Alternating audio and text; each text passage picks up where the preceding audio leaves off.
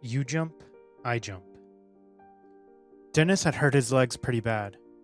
Well, that's what you get for roller skating in the pouring rain. Why didn't you listen? I asked my roommate in frustration. This is stupid. We have our football match tomorrow. What are we gonna do now? Ugh. Shut up for once, Kevin. Dennis shouted from the bathroom. I'm trying to take a bath. This damn pain. I think it's a fracture, man. Here, let me check. I stepped into the bathroom casually. Careful, he flinched. Doesn't look like a fracture to me. You must have pulled a muscle. It's swollen, though. I don't think you should take a cold shower, I insisted. Come on, I stink otherwise. Can you help a little, though? He asked. Yeah, of course, I sighed, rolling my eyes. The next thing you'll say is I'm going to have to babysit you, right? Shut up. Dennis bent over to take his shorts off. Take your clothes off, dummy. You'll get wet. I did as I was told, and that was the first time I felt something for him. That was the first time I felt I was unfair to my wife, but fair and true to who I was. As the warm water cascaded over him, I reached for the soap, my hands gentle but steady. We talked about the mundane things, trying to keep the atmosphere light. It was a silent agreement between us not to dwell on the pain or the struggles. Instead, we focused on the simple act, one friend helping another. When it came time to rinse, I handed him the handheld shower head, giving him some privacy. But in that vulnerable moment, as the water washed away the soap, I couldn't help but feel a rush of emotions. The tenderness in the air was palpable, and it stirred something within me, something beyond friendship. I turned to Dennis, my words stumbling out in a clumsy attempt at conversation. Hey, Dennis, I began, my voice wavering as I tried to find the right words. You know, we've been friends for a while now, and there's something I've been wanting to talk to you about. I didn't even know how I was saying all that to him. It just felt right at the moment. Dennis shifted uncomfortably in his seat, his eyes darting around as if searching for an escape route. Yeah, Kevin, he replied, his tongue guarded. I swallowed hard and my mouth suddenly dry. Well, it's just, I've been thinking, about sometimes we, act kind of weird around each other, and I was wondering if you've, noticed that too. Dennis nodded slowly, his face flushing with embarrassment. Yeah, I mean, it's been a bit awkward, I guess, he admitted, avoiding eye contact. He was getting awkward. I was too. I took a deep breath, my heart still racing. Right, so I just wanted to say that, I value our friendship a lot, and I don't want it to be, ruined by any, weird feelings or anything. Dennis shifted again, his discomfort evident. Yeah, I feel the same way, dude. What's up with you? Cut it. We both felt silent, the awkwardness hanging in the air like a heavy cloud. It was as if we had stumbled into a conversation that neither of us was quite prepared for, and now we were stuck in this uncomfortable moment with no easy way out. I couldn't help but wonder if addressing the awkwardness had only made things even more awkward between us. And then, in a moment of strange impulsiveness, our lips brushed against each other in an awkward, hesitant kiss. A kiss that seemed to encapsulate all the confusion and uncertainty of our relationship. But after that fleeting, awkward kiss, neither of us said anything. We simply sat there, side by side, the awkwardness still dangling in the air as if the kiss had never happened. And in that silence, we both silently acknowledged that some things were better left unspoken. The more I tried to make sense of these newfound emotions, the deeper they seemed to entwine themselves within me. My thoughts were constantly occupied by him and his body, and I found myself replaying our moments together like a broken record. I'd catch myself lost in thought, daydreaming about what it would be like to hold his hand, to feel the warmth of his touch. I'd imagine us laughing together, sharing secrets, and whispering late into the night. These fantasies had a life of their own, fueling the fire of my affection. Yet, I couldn't shake the fear that kept gnawing at me, the nagging doubts that cast a shadow over my emotions. What if he didn't feel the same way? What if our friendship crumbled because of this unspoken desire that was now burning brightly within me? As the day went by, after helping Dennis, a heavy cloud of guilt settled over me. It wasn't just about the confusing emotions I felt for my friend, but also about how I had been neglecting my own life, particularly my relationship with my wife, Darla. One evening, I returned home with a bouquet of her favorite flowers, their vibrant colors in stark contrast to the weight I carried in my heart. Our marriage had always been strong, built on trust, but lately I had been distant. Darla noticed the flowers immediately, her eyes lighting up briefly before she met my gaze, her expression cautious. It was as if she sensed the guilt and turmoil within me. I brought you these, I said, my voice trembling slightly, as I handed her the bouquet. I've been preoccupied with work and other things, and I'm sorry for not being there for you like I should. Darla accepted the flowers with a faint smile. But it didn't reach her eyes. She had sensed the distance between us, and my attempt to bridge that gap with flowers felt feeble. The weight of my actions and the unspoken emotions threatened to overwhelm me, as I realized the extent of the damage I had caused to our relationship, but I couldn't help it. As the days turned into months, I couldn't deny the growing intensity of my feelings. It wasn't a simple crush or a fleeting attraction. It was something deeper, something that was fundamentally changing how I saw myself.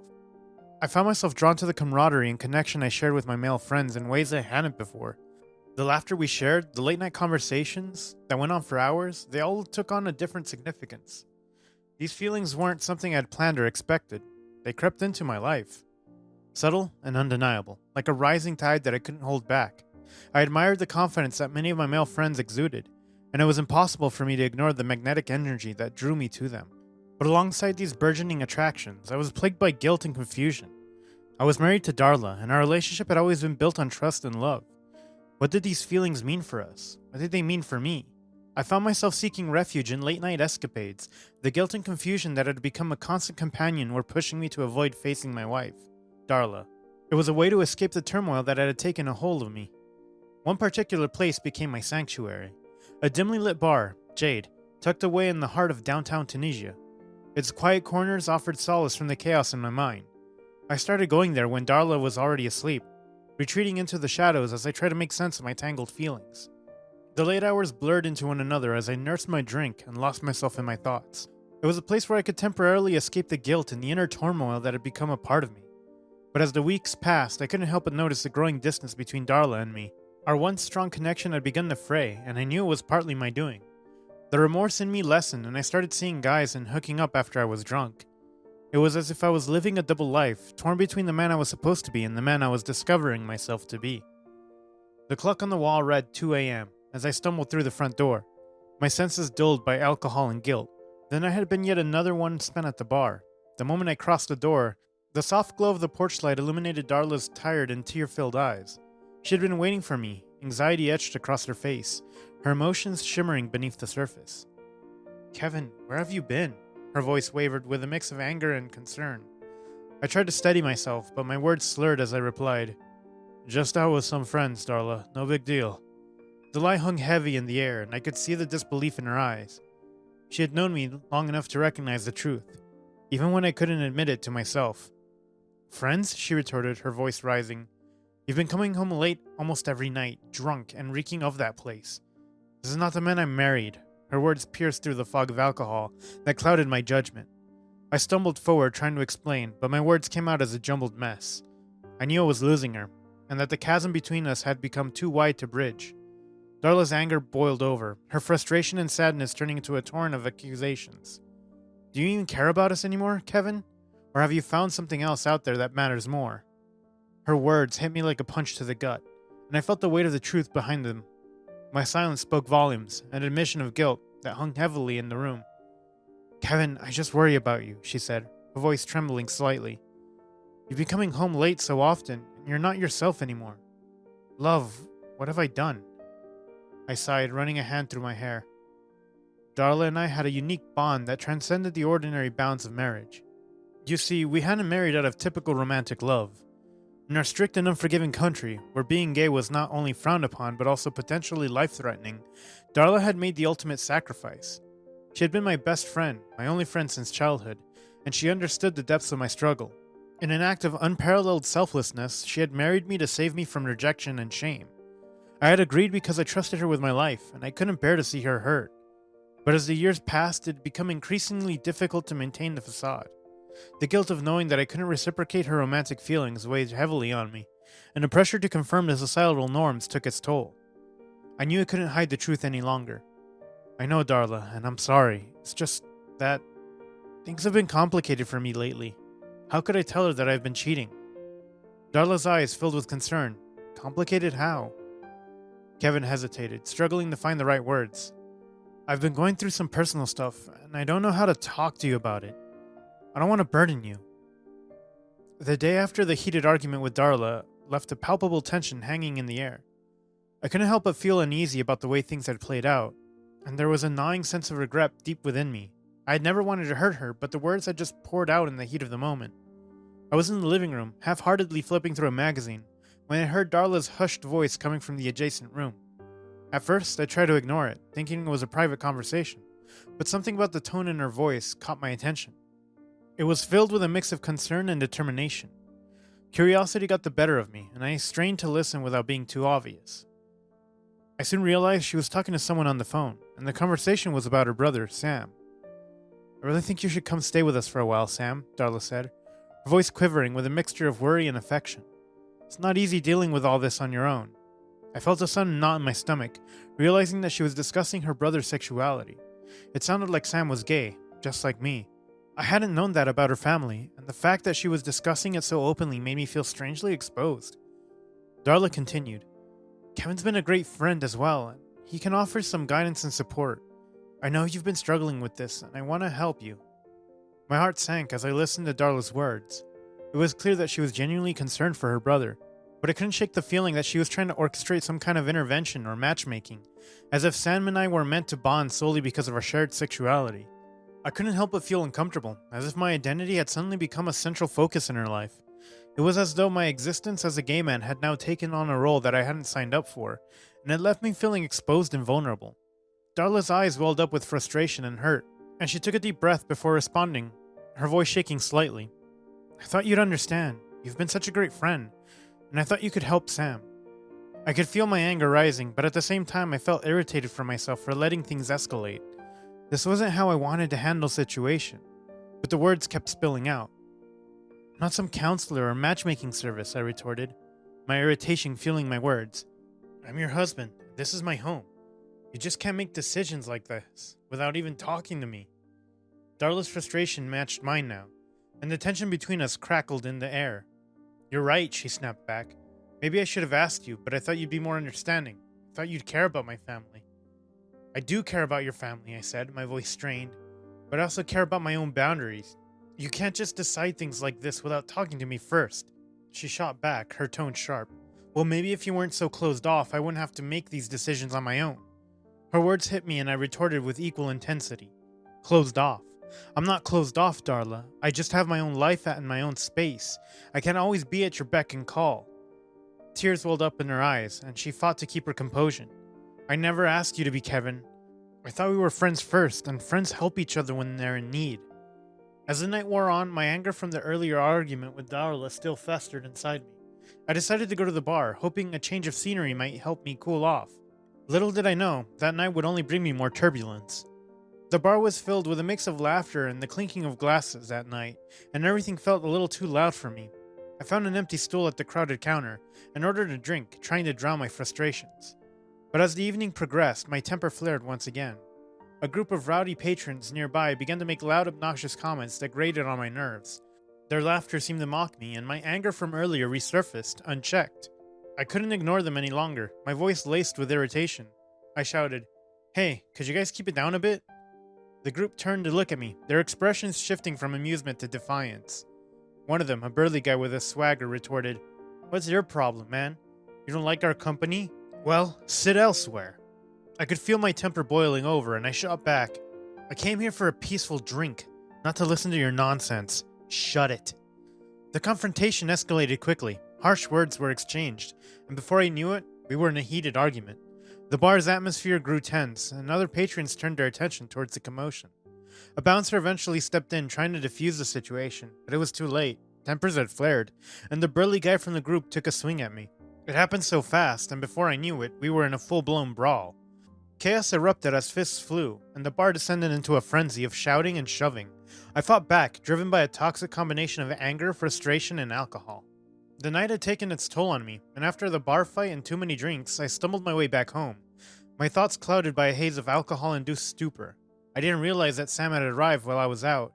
In my inebriated state, I clumsily made my way to my bedroom and collapsed onto my bed. Not known to me, Sam had already settled in the room, curling up under the blankets, exhausted from his own long journey. The dim light filtering through the curtains cast a soft glow in the room as the night wore on. In the early hours of the morning, I stirred, my head pounding from the effects of the alcohol. Groggily, I shifted and extended my arm, seeking comfort in the familiar embrace of my bed. To my surprise, I encountered another warm body. As my eyes adjusted to the light, I became acutely aware of the warmth beside me, and a sensation of someone's arm draped over my chest.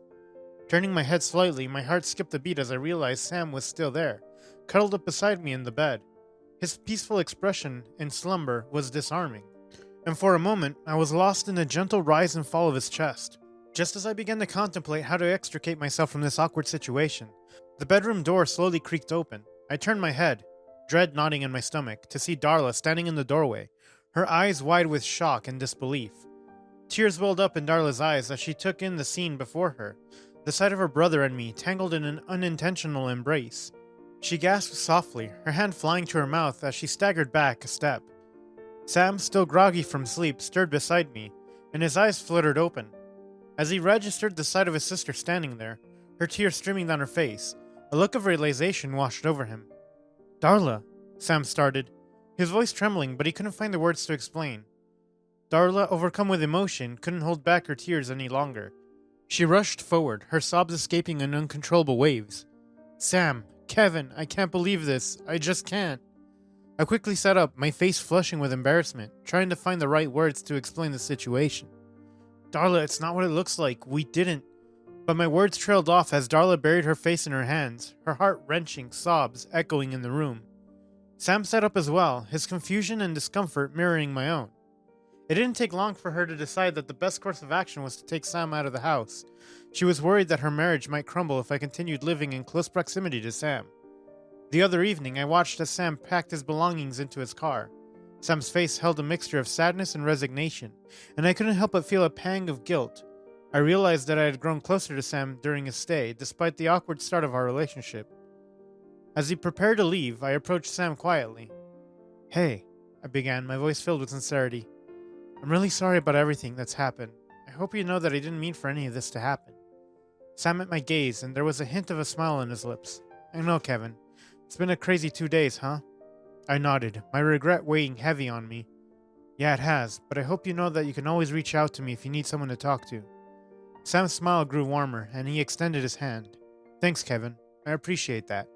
Maybe we can grab coffee sometime, without all the drama." I smiled back, relieved by the offer of reconciliation. I'd like that. In the weeks that followed Sam's departure from my house, I couldn't help but feel a growing sense of emptiness. Our unexpected connection during those intense days had left a mark on me, and I found myself thinking about him more often than I had anticipated. It started with a simple text message, an invitation to grab that coffee that we had talked about. Sam agreed, and we met at a local cafe. The conversation flowed easily, as if our friendship had never been strained by the events that had transpired. Our coffee outings became regular occurrence, and I realized that I was genuinely enjoying Sam's company. He was easy to talk to, and our shared experiences, including the awkward morning we had woken up together, had given us a unique bond. Gradually, our meetings became more personal. We shared stories about our lives, our dreams, and our fears. Sam opened up to me about the challenges he had faced, and I found myself offering support and understanding. I began to appreciate the quiet moments we spent together, the way he made me laugh, the feeling of camaraderie that had developed between us. It wasn't just about reconciling anymore, it was about forging a genuine friendship. However, I couldn't help but wonder if Darla would ever find out about our secret meetings. I knew that it would be a delicate situation, and the thought weighed on my conscience. But for now, I couldn't deny the connection that had blossomed between Sam and me. We were two people that had stumbled upon each other during a time of confusion and chaos. We had found solace and understanding in each other's company. One chilly night, Sam and I decided to go on a short road trip and booked a room at a remote hotel, a la mode. As we settled into our hotel room, the peace and quiet of the countryside surrounded us. We laughed, shared stories, and enjoyed each other's company, cherishing the moments we had together, secretly. However, our tranquility was abruptly shattered when a knock on the door echoed through our room. Bewildered, I went to answer it, only to find 2 police officers standing there, their expressions stern. "Good evening," one of the officers began. "We received a report of suspicious activity in this area. Can we see your identification, please?" Sam and I exchanged nervous glances as we handed over our IDs. My heart raced as I wondered what had prompted this sudden intrusion. The officers inspected our IDs carefully, and then their expressions grew stern. "What is the nature of your relationship?" one of them asked, his tone accusatory. Sam and I exchanged another glance, and then he hesitated before answering. "We're friends." The officers didn't seem satisfied with this response. They exchanged a knowing look and continued to scrutinize us. The atmosphere in the room grew increasingly uncomfortable. Just when it felt like the situation was about to take a distressing turn, a voice from behind us spoke up. It was Darla, who had arrived at the motel after receiving a frantic call from Sam. "Officers, I'm Darla," she said, stepping forward confidently. "I can vouch for Kevin. He's not involved in any immoral activities. He's not gay. In fact, he's happily married to me. Right, love?" Her words hung in the air, and I was stunned by her unexpected support. The officers exchanged glances, seeming caught off guard by Darla's intervention. After a tense moment, one of the officers reluctantly handed back our IDs. "All right then, sorry for the inconvenience," he said, his tone less accusatory. As the police officers left, Sam and I turned to Darla, both grateful and bewildered by her actions. She looked at me with a strange smile, her eyes filled with a mix of emotions. "I may not agree with everything," she began, "but you're my friend first, Kevin, and I won't let anyone harm you or my brother." She took out an envelope and handed it to me, sobbing. "I may not have realized it, but you deserve freedom, like everyone else. You won't find it here. I know you love Sam too. So take this. Get yourself on the plane. The flight leaves tomorrow." "What?" Sam and I said at once. "You guys mean so much to me, and this is why I have mustered the courage to let you go. Let you be happy," she said, crying louder now. When she left, I opened the envelope quickly. There were 2 tickets to the States, and a huge chunk of money with a sticky note on the side. All I had. Hope it helps. Love, your best friend and wife. The end. Do you think escaping from the countries like Tunisia is a wiser option, or would you rather agree on advocacy for gay rights there? Let us know in the comments. Thanks for watching. Consider subscribing to become part of our Rainbow Force, and stay wholesome.